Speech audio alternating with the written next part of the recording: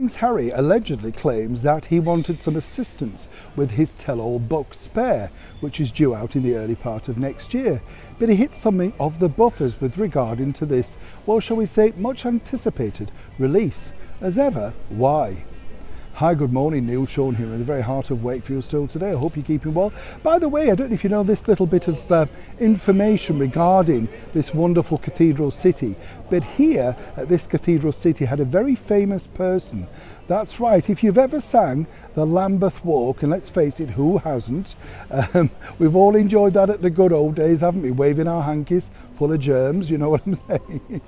And that was part, of course, of a brilliant musical called Me and My Girl, which was on Broadway and in the West End to spectacular success. Well, a famous chorister here, Noel Gay, was the writer of that particular hit song.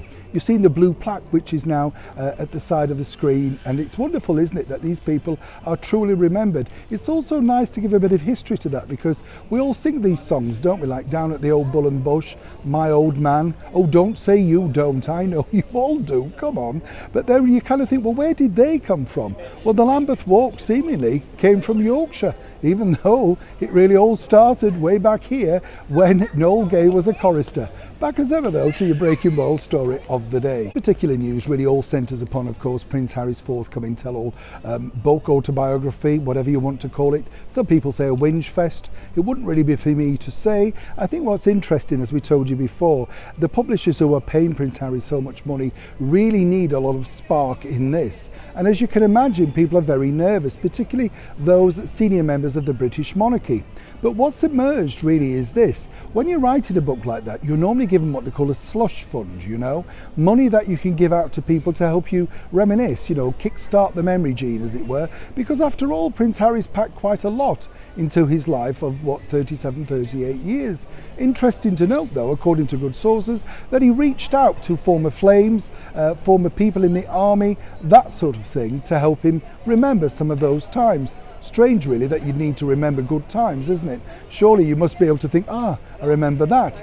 Now, of course, the press have focused on ex-paramours like Chelsea Davy and, of course, Christie Bonus. But I think what's interesting there really is the fact that Harry apparently wasn't very forthcoming by opening the wallet. Now, as ever, we have to say allegedly. Now, that's not to say that these people actually wanted any payment. But of course, if you're assisting with a book, you normally have your time paid for, if you think about it, because you're giving up time, aren't you? You're basically saying, well, you know, there you go, I can remember this, or yes, I've got a picture, etc. But what's been interesting is that while his former flames and former friends seemingly have been too busy to assist, even former friends of the senior members of the British monarchy, including fellow ex-servants, have been rather too busy. So what we're going to be reading clearly is just single recollections from the former royal known as Prince Harry himself. And again, this is going to be very divisive, isn't it? Because once that book's published, obviously the onslaught against him will be, well, this didn't happen, that didn't happen. Very similar to what's happening, of course, to the cable TV actress and wife of Prince Harry, Meghan Markle. Every time she puts a podcast out, then basically people step forward and say, that's not true, that's lies, it didn't happen.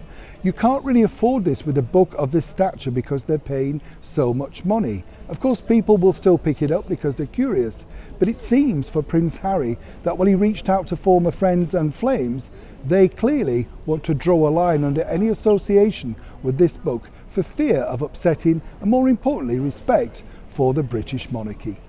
Neil Sean, Wakefield.